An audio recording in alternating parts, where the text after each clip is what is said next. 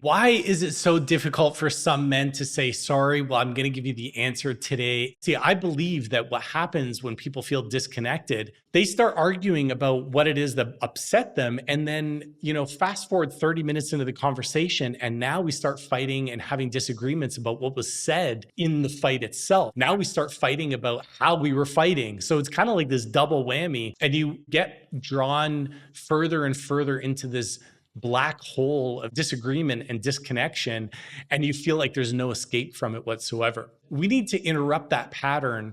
And why it makes it difficult to interrupt that pattern is because I believe that men think in a very linear fashion. They think if A, then B, they think step one, step two, step three. The problem is that oftentimes they're existing down on that mental plane of existence, whereas maybe their partner, their wife, their girlfriend is hurt on the emotional level. And so what they fail to see is they fail to see that their solution for a mental challenge or a mental disagreement doesn't meet the standard or rise to the level of importance or intensity, if you want to call it, of an emotional hurt. And so they exist down here where she is hurt up here. And that becomes a very challenging situation, particularly for a man who just wants to find solutions. And ultimately, that just persists in his own fight or flight because he starts getting frustrated, or worse, angry that she's not understanding him. And he can't pierce through that level, that barrier between the mental issue and then the emotional one up top. My advice to him is take a deep breath for a second and remember that where you're at is not necessarily where she's at. And so there's a divide here. When that divide exists, that space, that gap, that distance, if you want to call it, between what we're feeling and what we're thinking and what she's feeling, what she's thinking, we need to close the gap, because if we can't close the gap, we're going to be shouting across the Grand Canyon to one another and no one's going to hear us. You've got to emotionally connect with her. You've got to find some way to move closer in that positive tone of voice, in that positive physical body, that physicality that we bring into the room, so that she feels safe, so she feels like she can emotionally tether herself back to us. Because when we get angry, upset, frustrated, no woman on the planet feels safe emotionally connecting with someone who's physically dominating. We exist on those three planes of existence: that physical plane, the mental plane, and then the emotional plane.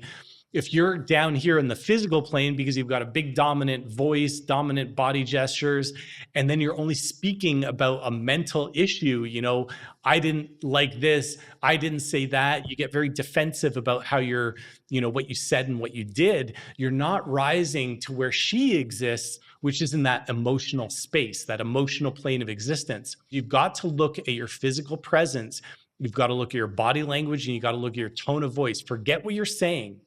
Just the delivery in which you're saying it is making it really hard for her cortisol level to come down, for her adrenaline level to come down, for her to feel safe, to listen to you, to hear what you have to say. And I see this all the time on Instagram, where women will talk about, my husband is actually saying something good and he's making a lot of sense here, but just his delivery really makes it hard to want to listen to him, to feel safe, and to connect with him. So a man's job is to slow down that dominant language, that dominant body gesture, and remind her that he wants to connect with her on that emotional level. So take that deep breath. Ask yourself, how am I showing up? How is she hearing me? What is my tone of voice saying to her? Am I standing tall? Do I have an aggressive, body posture? Are my shoulders hunched, my jaw clenched, my fists clenched? Soften a little bit. Remind yourself that she's on your side, that you guys are on the same team, that you need to be her safe harbor. Even if you have to say, and this is a golden phrase you can say to her, you know what, sweetheart, we're on the opposite sides of the fence here. We're disagreeing about something. I don't know how we're going to get on the same page again, but that's not important right now. What's important is that we need the desire to get on the same page. We need the desire to be on the same team. So how you repair with your partner, how you and her get on the same page, is less important than the desire to be on the same page. After everyone's calmed down and we've reconnected, well, then we'll talk about the repair. Then we'll talk about, hey, how, people will be more self-reflective. They'll be more willing to see their role in the situation, but they won't do that when they're heightened and they're not feeling safe and those cortisol levels are really high. So remember, guys, if you're having a difficult time connecting with her and ending this, what I called Friday night fights, chances are is because there's a bridge between you, a giant gap in which she doesn't feel safe, and then ultimately you're not going to feel safe because you're going to be like, what's going on? You're getting more worked up, more angry, fist clenched, all of that.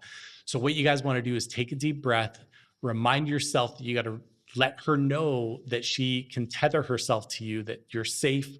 You guys don't even need to figure it out how to do the repair. It's just about having the desire to repair.